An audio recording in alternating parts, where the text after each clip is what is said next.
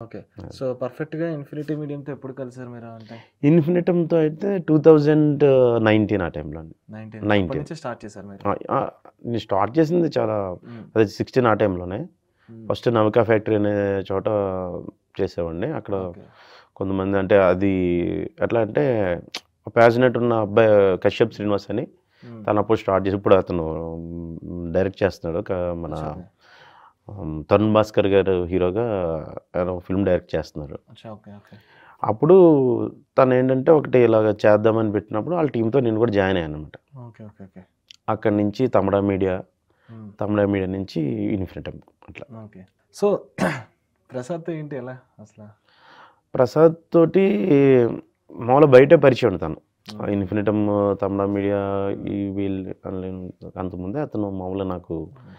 Content ఈటీవీలో ఏదో content అది తను ఈటీవీ ప్లస్ అని స్టార్ట్ అయింది. అవును. అవును. ఈటీవీ ప్లస్‌కి తను కంటెంట్ రాస్తుండేవాడు. రైటర్ తను బేసిక్‌గా ఫస్ట్ అంతా హ్మ్. మూవీస్ కూడా వర్క్ చేశాడు. ఓకే. సో, బయట పరిచయం హ్మ్. మామూలుగా పర్సనల్‌గా మాట్లాడుకుంటూ ఉండేవాళ్ళం. హ్మ్. హ్మ్. కంటెంట్ విషయం వచ్చేసరికి మాకెప్పుడు చేయడానికి ఎప్పుడు అవ్వలా. ఎందుకంటే మేము తను ఒక ఛానెల్‌లో ఉంటే నేను ఒక ఛానెల్‌లో వర్క్ చేసినా హ్మ్. హ్మ్. వర్క్ చేయకూడదు. ఇప్పుడు యూట్యూబ్‌కి మనం ఎక్కడున్నామో అక్కడ ఒక అగ్రీమెంట్ ఉంటది. మళ్ళీ యూట్యూబ్ వరకు దీనిలో ఉంటూ అక్కడ ఎక్కడ వర్క్ చేయకూడదు. చేయకూడదు. యూట్యూబ్‌లో ఒక చోట హ్మ్. ఉన్నప్పుడు వేరే చోట చేయకూడదని ఒక అగ్రీమెంట్ ఉంటదనమాట. హ్మ్. హ్మ్. హ్మ్. సో, అనుకునేవాళ్ళం ఎప్పుడైనా కలిసి చేద్దాంలే అని అనుకునేవాళ్ళం. అది అలా అలా అలా హ్మ్. పెళ్లి వారమండికి అది ఆ టైం వచ్చింది.